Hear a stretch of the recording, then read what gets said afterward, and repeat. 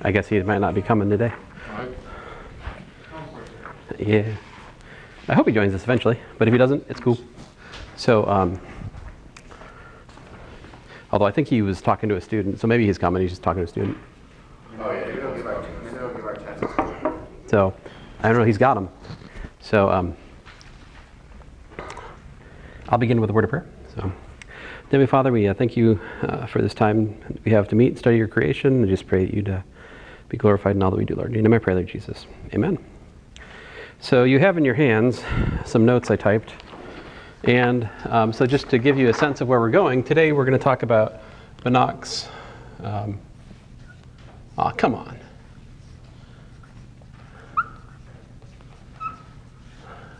Fixed point theorem.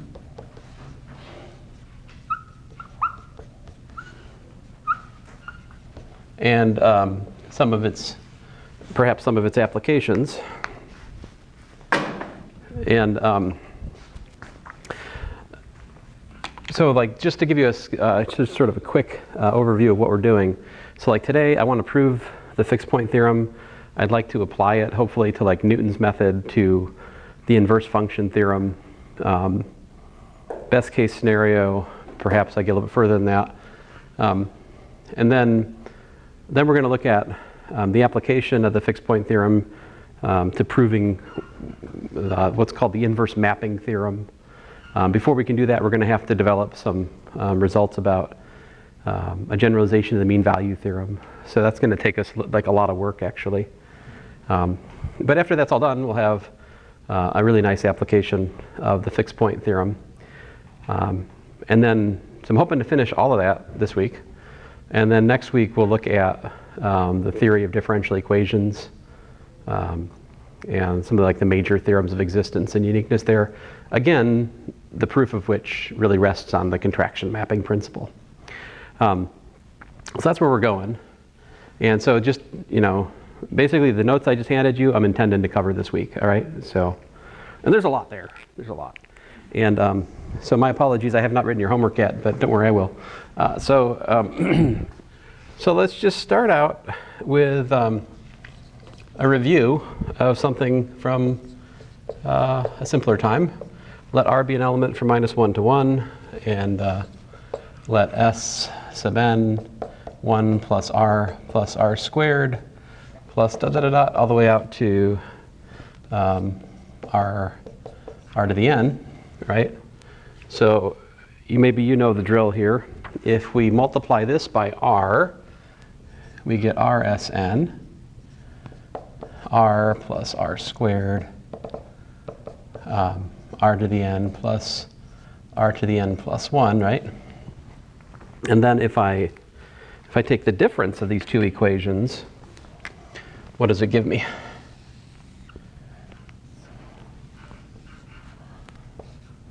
Right, what do I get? Well, I get 1 minus R, factor out the Sn on the left-hand side. And on the right-hand side, you get a ton of cancellations, right? You get cancel, cancel, cancel. All that remains is 1 minus R to the n plus 1, right? And so through this little bit of algebra, we derive what? The nth partial sum here, or just Sn, is 1 minus R to the n plus 1. Welcome. N plus 1 divided by 1 minus R. And so obviously this defines a sequence, right? Because we can let n go to infinity, right? And what can you tell me about that sequence in terms of its convergence, right? If we look at the limit, as n goes to infinity here, what happens?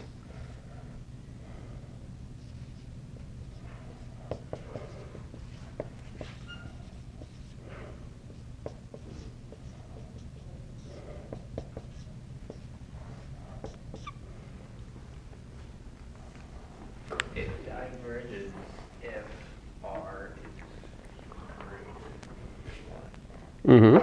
Well, the magnitude. But I agreed, but we assumed this up here. So this goes to 0, and we're just left with 1 over 1 minus r, right? So you guys probably are familiar with this from calculus 2. I mean, I hope you are. And this is, of course, the geometric series, right? 1 plus r squared plus so forth and so on forever and ever is 1 over 1 minus r, right? This is the geometric series result. Now, I'd like to point out, though, that this means that this is a convergent series, right? I mean, man, it's quite clear it's convergent.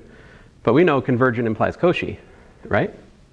So we also can write down the following, right? So if,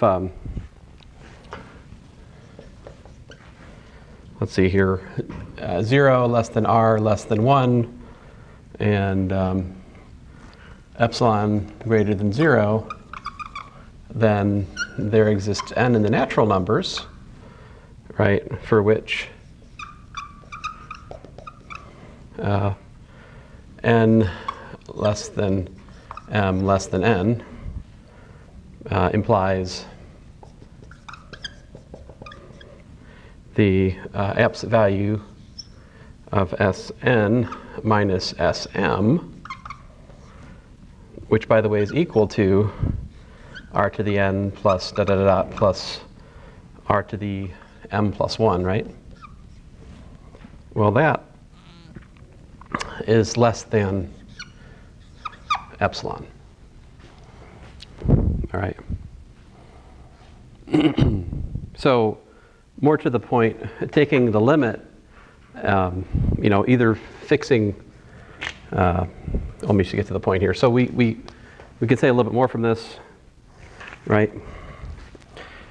You can see that this implies that if we look at the series minus the nth partial sum, right, that is actually equal to, well, this is not from that, but this is like, this is actually true from where, you guys tell me.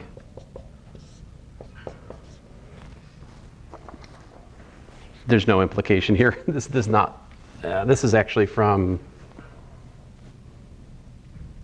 I guess it's from over here.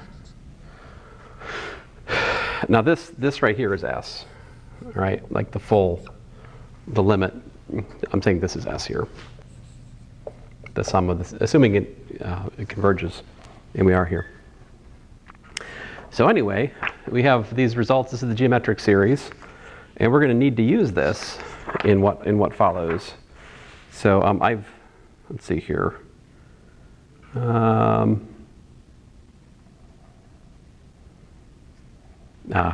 better put down what I have for future convenience. So I have the absolute value of r to the m plus r to the m plus 1, and so forth and so on forever and ever. That is equal to r to the m over 1 minus r. All right?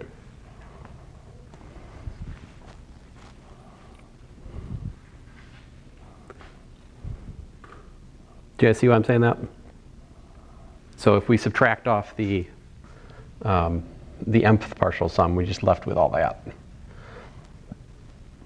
Because I'm, you know, n plus 1, but yeah.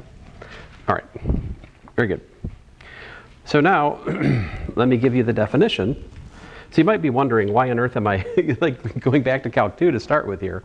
Well, the reason is just that when we get into the contraction mapping theorem, we're going to need this. We're going to need these details. So you'll see here. So definition. Let V be a normed linear space, with norm. All right. And suppose M is a subset of V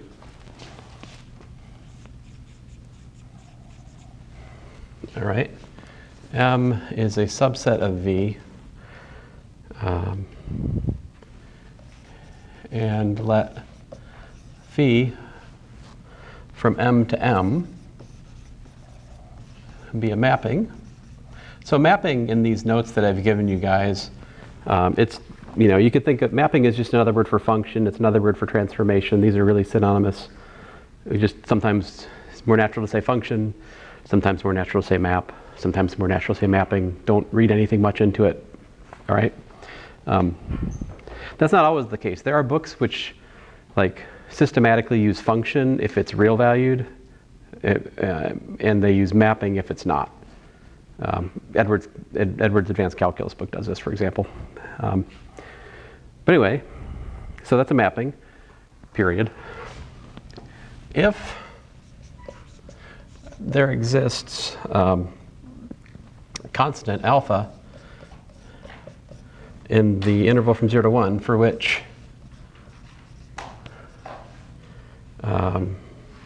I think probably alpha could be 0 here, but I've written the open interval, so I'm going to leave it.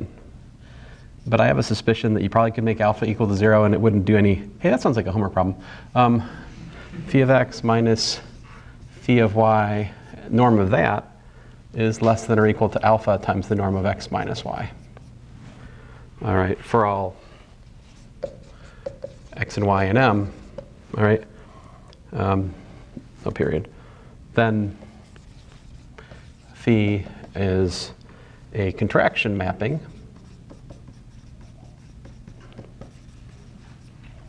or just contraction mapping, or contraction map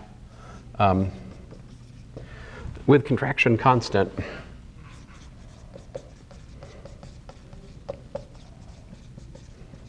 alpha.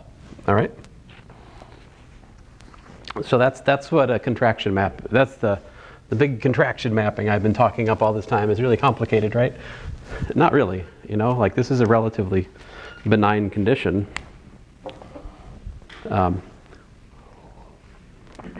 Okay, so then next up, definition.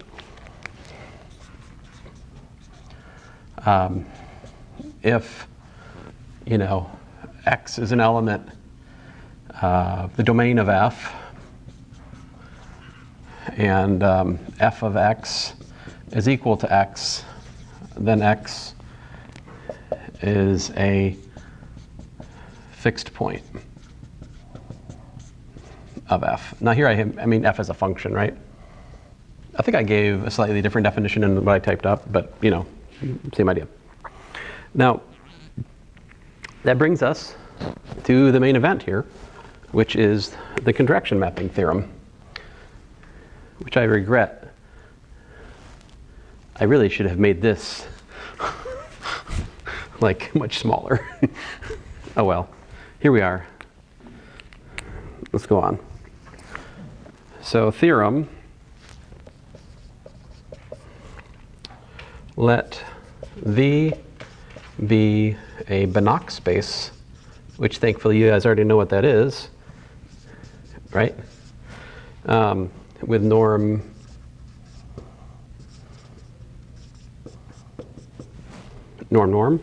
and let M be closed subset of V if phi from M to M is a contraction mapping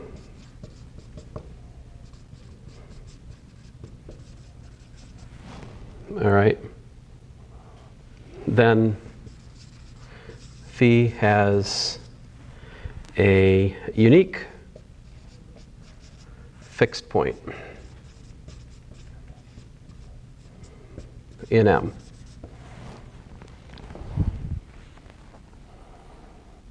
And I use, I'm going to denote that by x star. So phi of x star equals to x star.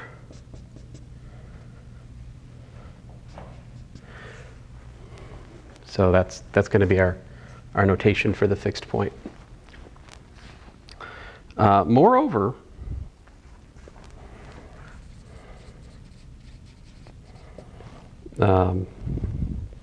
if we define x sub 0 equals to x, well, I should say x is an element of M, all right? x0 equals to x, and x sub n equals to phi of x, rats, phi to the n of x, right? Meaning n-fold applications of phi, all right? Oh. Then, man, he's quiet. So here I mean, like, for example, x1 is phi of x, right? x2 is phi of x, etc. All right? We clear? Then xn is Cauchy sequence, all right? Is your Cauchy sequence which converges where?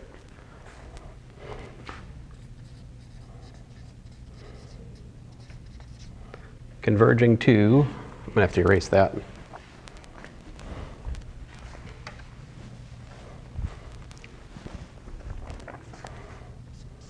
That fixed point. All right, so it's a Cauchy sequence which converges to the fixed point. Furthermore,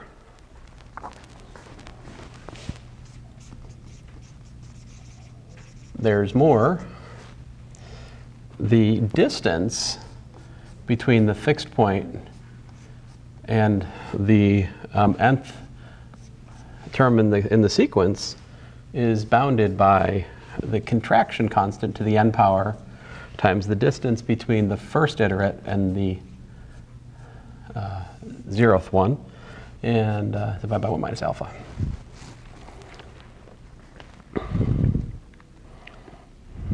All right, so that's the theorem. Any questions before I set about proving it?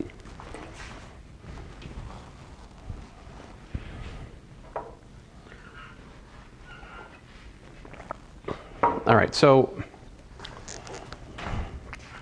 here's the proof. And I'm just going to say some things here and not write everything. So since V is complete, we know that a Cauchy sequence in V necessarily converges. Moreover, since M is closed, a sequence in M must converge to a point in M, right? Because a closed set means that convergent sequences have limit points which are in the set, right? Therefore, if we can show a sequence in M is Cauchy, it then follows that the limit of the sequence is a point in M, right? So essentially all we need to do is to prove that this, sequence I've defined down here actually converges. It's not that it converges, but that it's a Cauchy sequence, right? So that's what we need to do. Come up with an estimate on why that sequence is in fact Cauchy. So we'll begin by letting x be an element of M. And as in the theorem, we'll define x naught to be x, and x sub n to equal to phi of x to the n minus 1, right? That's another way of writing. It's recursively defining the same thing I have down there, right? To get to the nth step, you take phi of the last step before that, all right? So clearly, x sub n is sequence in M, right? I'm using that we're assuming that the contraction map is a mapping from M to M, right? So we're using it to map to M again. Great. Now, so let alpha be, such that the norm of phi of x minus phi of y, right? Different x tilde, less than or equal to alpha times norm of, x tilde minus y, all right? So in other words, let alpha be the contraction constant for the map, all right? And let's just work some things out. What happens if we look at the difference of x1 and x naught?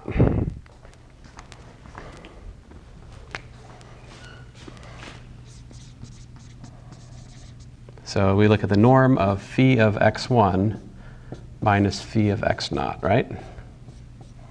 That's what? That's less than or equal to alpha times the norm of x1 minus x naught, right?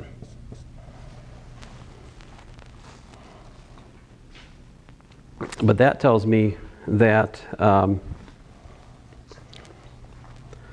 x2 minus x1 is less than the alpha times the norm of x1 minus x0, right? By definition, yeah. Likewise, let's see here, we can do it again, right? If we look at x2 minus x1, what happens then?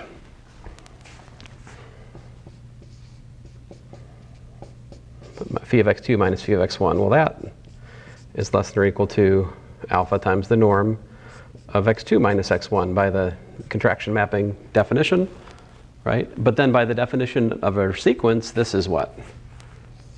This is the norm of x3 minus x2, right? But can you guys, what else can we do here?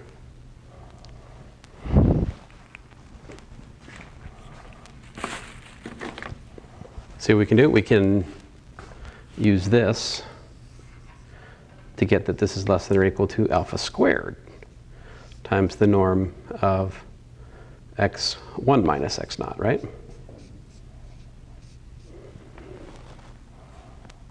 And I think you might start to see we can keep doing this, right? So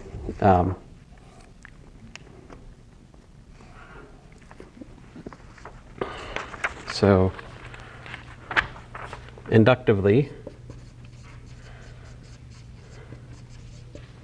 suppose that we have the norm of xn plus 1 minus xn is less than or equal to alpha to the n times the norm of x1 minus x naught, right? And then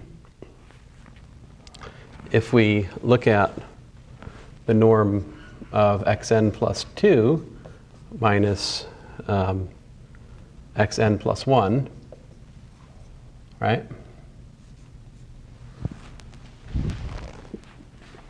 What's that equal to? Like I'm working on a proof by induction here, yeah?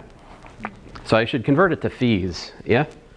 Like, you know, you guys can rewrite that. That's phi of what minus phi of what. Forget the less than or equal to. Let's do equals here.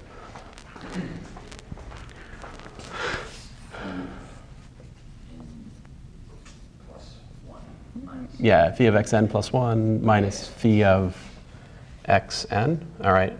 But then by the induction claim, that's less than or equal to alpha to the n norm of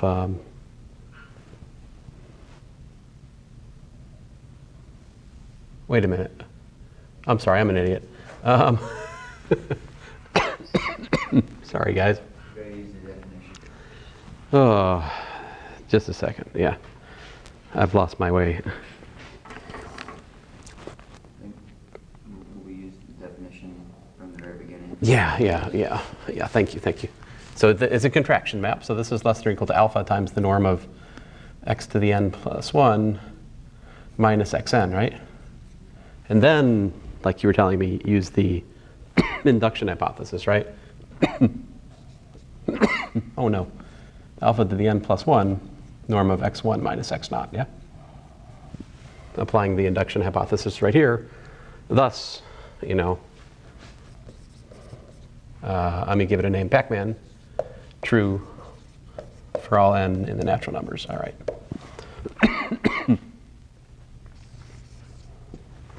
There we go. Okay, so we have that. Now let's work on proving that it is in fact a Cauchy sequence. All right, I think now we've got enough to do it. So here's see how it goes. So assume m is greater than n. And let's look at the norm of xn minus xm. Any good analysis proof has to have a bunch of addition by 0. Here it is. There's lots of goodness in here. There's tons of zeros adding. Xn minus xn plus xn minus 1 plus x of n minus 1 minus x of n minus 2. I don't know how many of these you actually need to write out. I just wrote out a few. X of m plus 2 minus x of m plus 1 plus x of m plus 1 minus x of m. Closed norm. All right. And then the other thing any good analysis proof has to use is the triangle inequality, right? Like it's a law. You're not allowed to prove anything deep in analysis without applying the triangle inequality. The other major rule of analysis is that every deep theorem rests on the geometric series. We'll get there shortly. So this is less than or equal to the norm of xn minus 1 plus the norm of xn minus 1 minus xn minus 2 plus plus norm of xm plus 2 minus xm plus 1 plus norm of xm plus 1 minus xm. Bless you. Uh-oh. If you're starting at n and you're counting down, how do you get to n?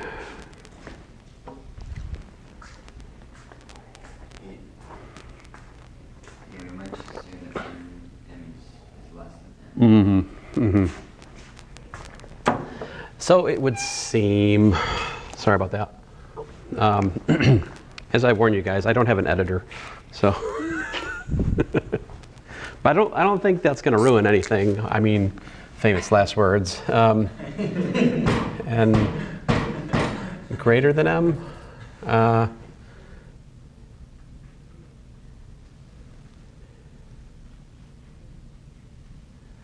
Yeah. All right. Okay. Then what? Well, then this is less than or equal to what? By our Pac-Man, we've got what?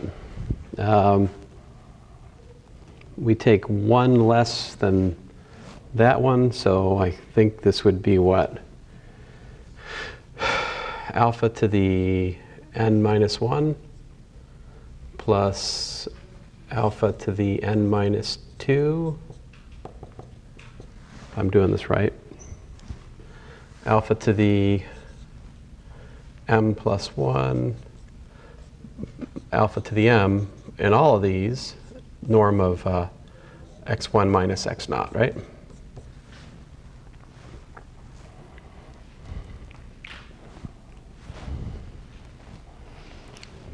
All right.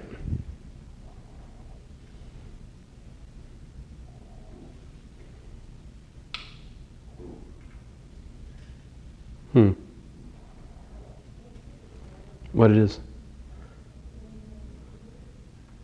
And we have all the way over there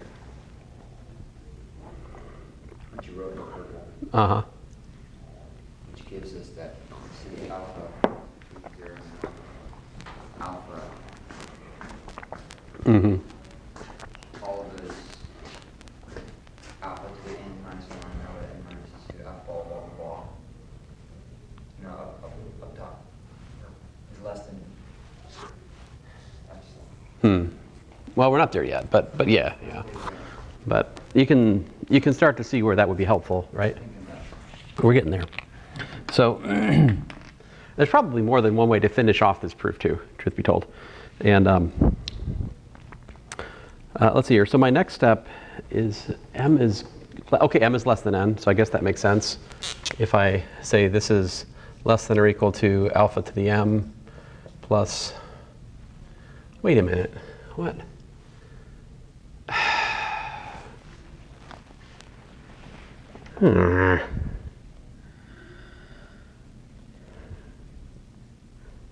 Well, that was based on the assumption m was smaller. Oh, m is smaller. Okay, so alpha m. So the thing is that these are reversed, right? Like this is smallest to biggest order in its current way. So if I write this first, eventually I'll get to that, right? And my point is just keep going, right?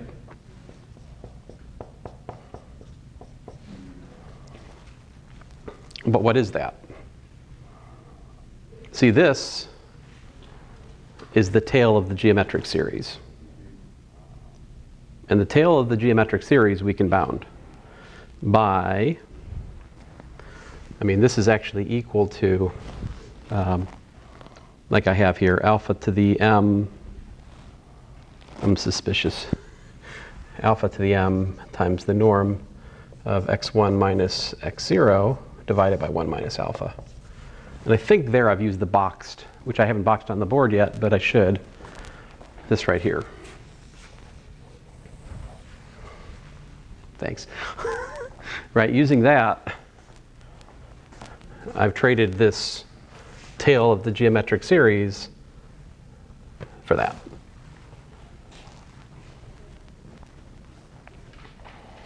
Right? So let's finish it. Let epsilon be greater than 0.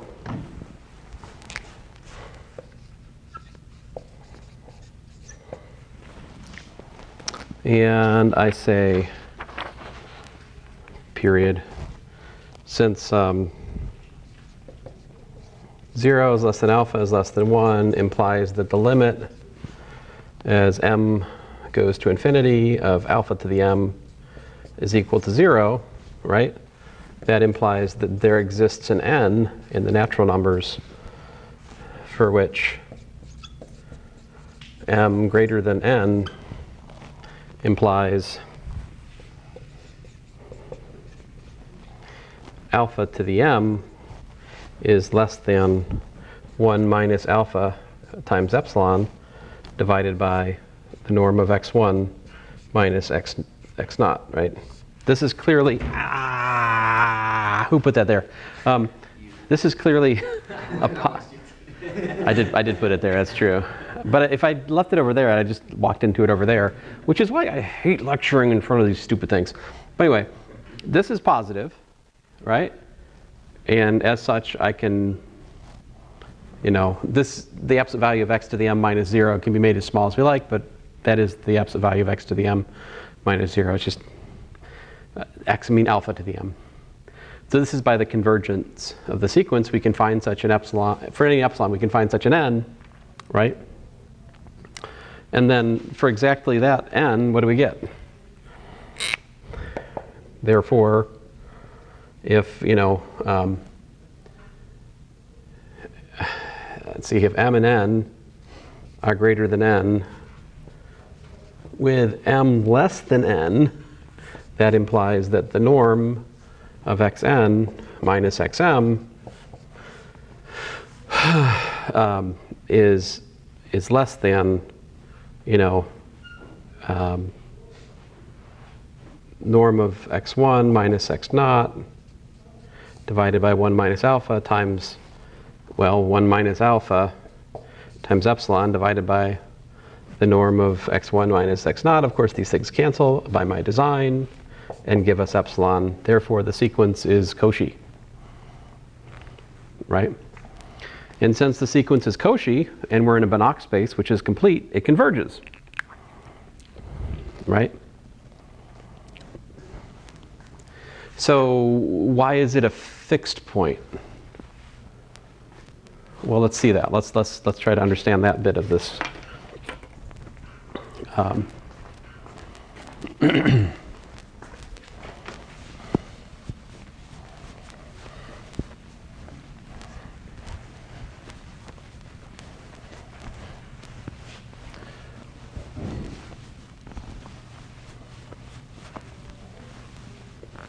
Oh, thanks.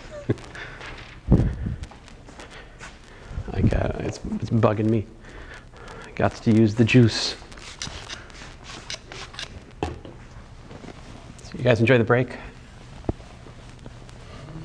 I had big plans of like remodeling my basement, but in the end, I just wrote notes for your class. Which one would have more lasting value? I don't know. The basement for sure would have taken more time because that's what I started calculating at the beginning of it. Is like I have to put new concrete down around the toilet because last time I did it, it's not quite flat. So I got to do that before I can install the new toilet. I've got to put the walls up in the shower. I got to put plastic over those because I'm making my own shower. I've got to connect the drain to the shower pan with appropriate silicone caulk and all that junk. I got to go to Lowe's. I got to buy a sink with cabinet. I got to install that. I got to wire the switches, the bathroom fan. I got to cut a hole through the exterior wall for the bathroom vent. I still need to paint the bathroom and install the light in the ceiling, although it's already wired. No, this is not a weekend. This is my Christmas break I'm describing, I'm afraid. I guess this goes into the Christmas break from Sunday. Yeah, I know, right, exactly. So, I did get a couple doors built, at least, but anyway. So, we defined phi of x, and this is xn plus 1, right? So if we take the limit as, oh man, n goes to infinity. Sorry, I'm losing steam here. Phi of xn, then this is equal to phi of the limit as n goes to infinity of xn. Now, why can I do that?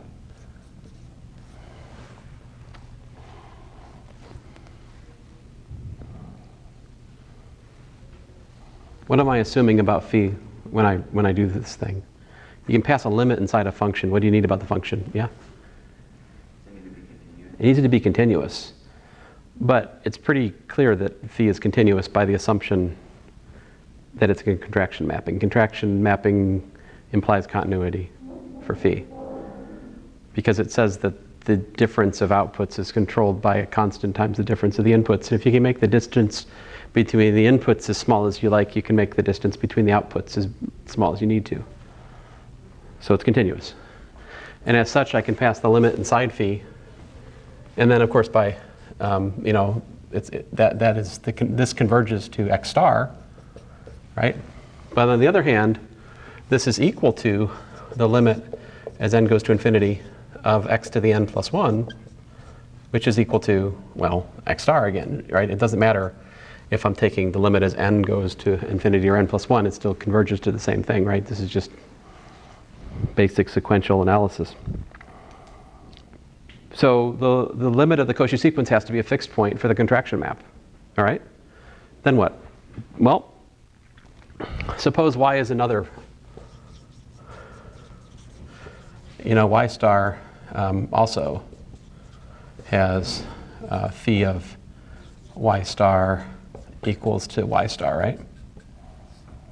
So suppose you had another fixed point.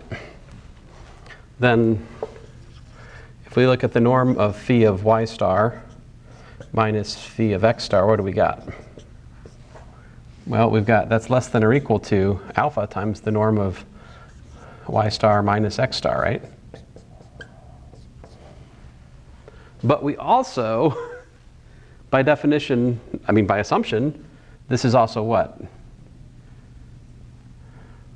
If you allow me this short Mingus-style calculation, it's equal to the norm of y star minus x star, right? I should have started with that if I was smarter. What does this say? This says that 1 minus alpha times the norm of y star minus x star, right, is less than or equal to 0. But we're assuming alpha is a contraction constant, which means it's at a constant such that this right here is positive, right? So this has to be must be 0, otherwise it's just nonsense, right? Because you can't have a norm be negative. So therefore, the norm of y star minus x star is 0, but we know for a normed linear space, the norm being 0 implies that the vector inside the norm is 0 by basic axioms, right? So therefore, y star equals to x star. And as such, we have proved that the fixed point not only exists, but uniquely so, right? And then finally, to get the estimation, the last little bit here, if you know, I wrote too big. I need to pick a smaller font. You'll forgive me if I erase this. So we had before already known that the norm of xn minus xm is equal to alpha to the m norm of x1 minus x0 divided by 1 minus alpha. And as such, I can take the limit of this. Let me be smarter. Let me take the limit of that.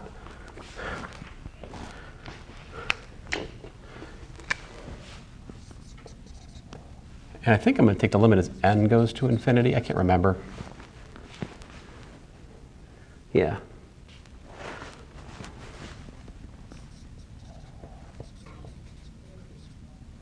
Right. Now, the norm is continuous.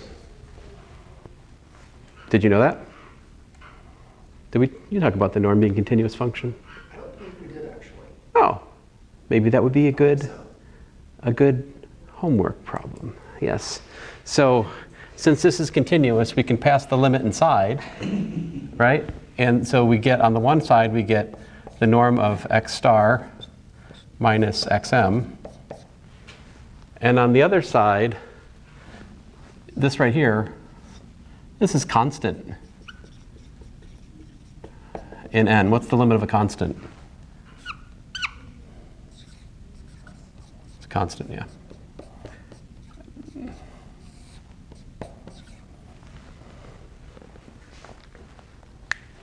I feel like I should probably have a less than or equal there. I think I got carried away. I think that's supposed to be less than or equal to. I'm going to do a call an audible right here. That's a less than or equal to, I'm pretty sure. And I think the reason that should be less than or equal to is tied to the fact that when we get to that geometric series, remember what we first had to do back in the day? 30 minutes ago, 40 minutes ago, however many minutes ago. We did triangle inequality here, right? So we don't get equality there. We got less than or equal to. Yeah, less than or equal to. But there you go. That, my friends, is a stone cold estimate of how close the sequence is to its limit. That bounds the error in the mth iterate relative to the fixed point which you're after.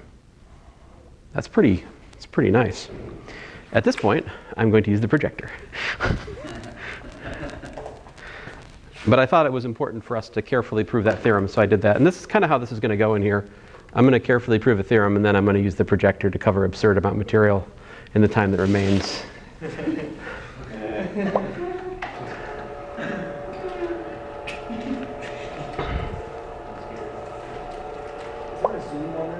I'll fix it.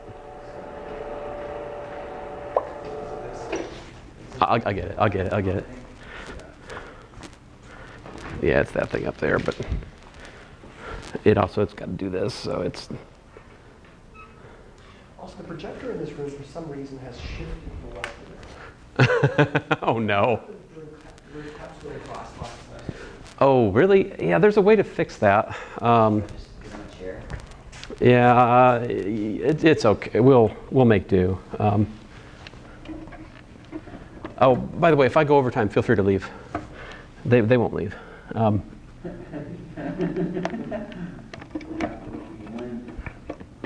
it was an hour and a half over in lecture once, and then we period. But that was because Jeff came like an hour late. I had my reasons. I had my reasons. I had my reasons. All right. All right. So this. So I'm going to post these notes in. Just to go back to the start here for a second, guys.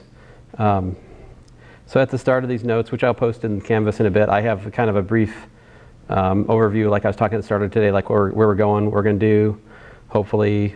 And also in here, I have like the books I'm using, roughly speaking. At the moment, I was partly inspired by the proof that was in Robert S. Borden's A Course in Advanced Calculus, which is a Dover book.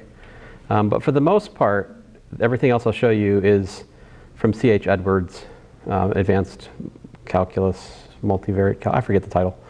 Anyway, it's in here about 5 times. We'll run into it. So we proved I believe this is Banach's fixed point theorem. I don't think, you don't always see people call this Banach's theorem. And I think the reason for that is that the genesis of this method really goes back to Newton. Because what we're about to talk about is Newton's method, which is that Newton. So like Newton's method says the following: if you want to try to solve f of x equals to 0, well, pick a point close to where you're trying to solve it equal to 0, see if it's 0. So if f of x naught is 0, well, if it's close enough to 0, you're done. Otherwise, you proceed. And then next step is you look at the tangent line based at 0, at x0. And you find where that intercepts the y-axis, right? So you solve the linearization of f based at x0 equal to 0, and that gives you your next guess, x1. So if you solve the, I got a laser at home. I keep forgetting to bring it. Oh, it's okay. I mean, I won't make you. Oh, actually, yeah, I'll take it. Okay. I'll take it. So, what am I saying? I'll take it. Thank you. So, this is the linearization, right? Y equals that is the tangent line at x naught. So you look for where that's 0 as your best next guess, which we'll call x1. And if you plug that into f and it's close enough to 0, well, you're done. Otherwise, you find the tangent line at x1. And you see where that hits 0. And you call that x2. And if that's close enough when you plug it into the function, well, then you're done. And if it's not, well, then you find the tangent line at x2.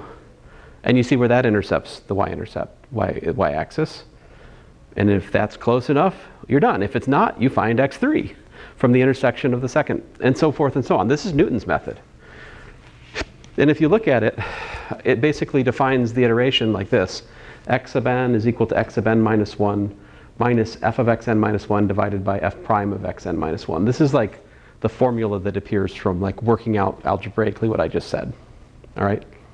And it's just, like literally solve this for x and you get that. Solve this for x and you get that. And you just look at the pattern. It's always, 1 less here. And so it's just the same pattern. It just keeps going and going.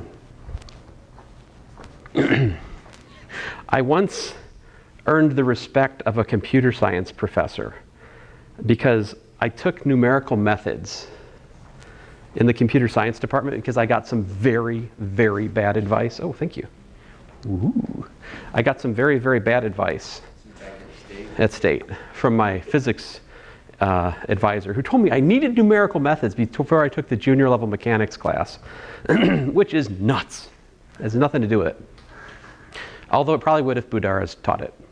But anyway, because he loves numerical methods a lot. And the guy who was teaching mechanics every other year was like that. So I ended up taking numerical methods in the computer science department, and he was doing Newton's method. And the thing is, I could actually solve the equations. And he was so used to having computer science majors who apparently can't do basic algebra that I was like this amazing student to him. I was going to drop the class. I'm dead serious. I was dropping the class. And I was like, I really don't think I'm doing well in your class. I think I'm going to withdraw. And he's like, oh, well, okay. But first, look at your first test. I was like, okay. And I looked at it, and it's like, I forget if it's 95 or 99, but I was like, what? I was like, what? because I think he said he said to write a program for something on the test. It's a computer science course, right? And I just didn't because I wasn't interested. But anyway, between math and the fact that I had a course in assembly language beforehand, which means I understood checks and registers and stuff, I don't know. It was a fun class. That dude's name was Funderlich. That's an awesome name. Funderlich. Anyway, so this is Newton's method. This is the unnaive. Well, this is the naive. I guess you could say it's naive. It's the plain Newton's method. We're not going to prove that converges. We'll instead prove a modified Newton's method converges. The modified Newton's method, instead of just, so like regular Newton's method, you're always changing the slope of the iterates. That's annoying. So instead of doing that, we just pick a maximal slope and always use that to set up the next iterate. So you pick big M, which is an upper bound on the derivative, and we're assuming that the function changes signs, so we know by the intermediate value theorem there is a zero to find, and then we're just doing Newton's method. So how do you prove that converges? Well, come on. Well, I claim that it converges to a unique solution and the closed interval a to b, and that unique solution solves f of x equals to 0. And more than that, the distance from the nth iterate and the actual solution is bounded by this quantity right here. So how is this proved? Let's look. We define phi from the closed intervals to the reals by this formula. Phi of x is x minus f of x over m. All right? So phi of x is clearly differentiable because f is differentiable and dx is 1. Right? Okay. I once interviewed at a place and a guy told me he had his advisor used to bring his grandson in, and after the first test in Calculus 1, he'd go to the class and be like, he'd bring his grandson in and he'd be like, son, what is the derivative of x with respect to x? And he would say, sir, the derivative of x with respect to x is 1. And then he would shout at the class for not knowing it. Even a 5-year-old can do it. It was either that or it was the integral of dx was x plus a constant. I forget. It was probably the other thing, but either way, the story's fun. So, yeah. Anyway, so the derivative is this, all right? And then, so if that's the case, then notice that that means that f prime is strictly positive, which means that f is an increasing function, actually. And then, so I subtract, let's see here, I divide by m to get that this constant is less than 1, which means that's a good candidate for the contraction constant, actually.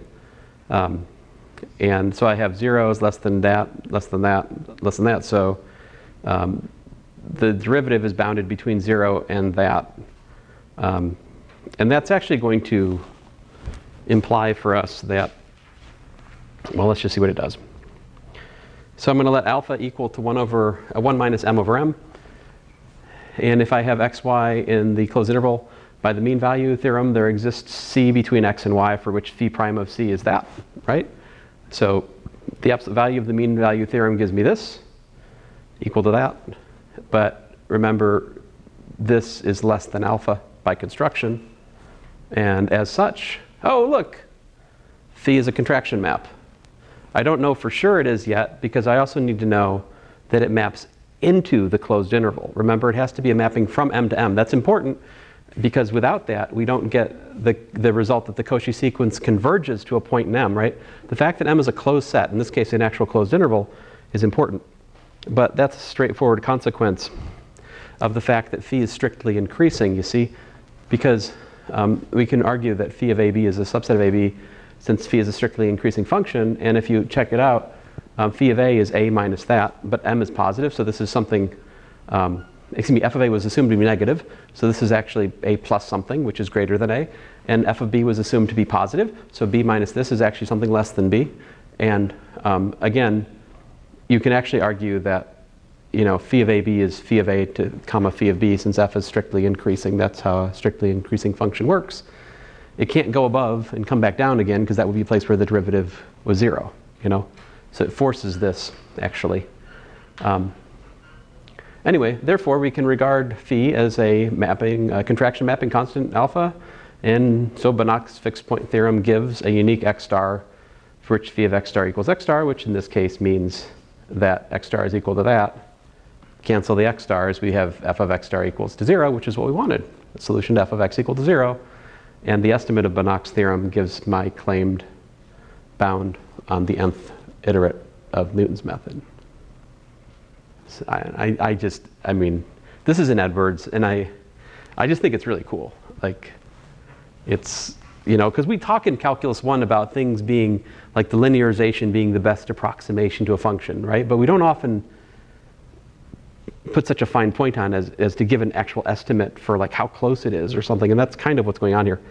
But the larger theme of this thing I just did for you is interesting in that the basic idea was to look at linearizing a problem and then use that linearization idea as a jumping off point for setting up a contraction mapping.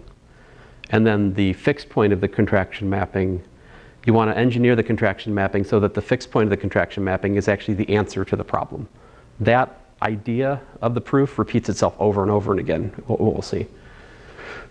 So the next theorem, which we can get to without too much preparation, is the inverse function theorem for functions on R. So essentially, what you're trying to do, if you have f of a equals to b, and f prime of x not equal to 0 for all x near a, well, that means that you're not near the top or the bottom of a valley in the graph. So like close to that point, it should be 1-to-1, which means a local inverse should exist, right? If the derivative is not 0. So we can look at the linearization of the function close to a, and it should look like this, like y minus b should be approximately f prime of a times x minus a. If I solve that for x, that's my first approximation for the inverse function, right? The inverse to the linearization is the 0th or the first approximation for the inverse function. And well, if you can do it once, you can do it n times. So x of n plus 1 is equal to this. So this is, we would hope maybe this, if we could set up a sequence like this, then it should converge to the inverse function, right? And that's what we're going to do. Now this requires a little bit of work, but here's the theorem, the inverse function theorem on R.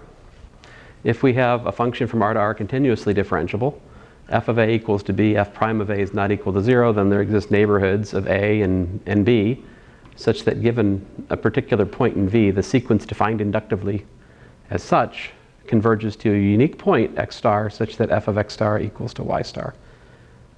Since it's a unique point, this allows us to define the inverse function, g inverse of y star equals to x star. So this defines the inverse function locally, if it works. Indeed it does, because, now this requires a little bit more nuance here. You use the continuity of the derivative function to choose a delta which makes the difference of the derivative and the derivative at the point A to be less than 1/2 the absolute value of f prime of a. This is just a choice to make the proof work. All right, you could probably put a third here or whatever. That's just the choice that's made. And you let epsilon be 1/2 delta f prime of a. All right, if y star is in here, we claim that phi of x equal to x minus this business right here is a contraction mapping of u. With contraction constant 1/2. I think if you put a third here, it would put a third down here. But anyway, to verify this claim, we begin by examining the derivative of phi. So the phi prime is 1 minus f prime of x over f prime of a. But do the algebra, that's less than or equal to 1/2. But on the other hand, by the mean value theorem and our choice of epsilon, this is less than or equal. So, oh look, like I said, triangle inequality. We added 0, we triangle inequality'd that thing. And then what? Then we've got the contraction mapping. Well, excuse me, not by the contraction mapping, but by the, oh man, where is that thing?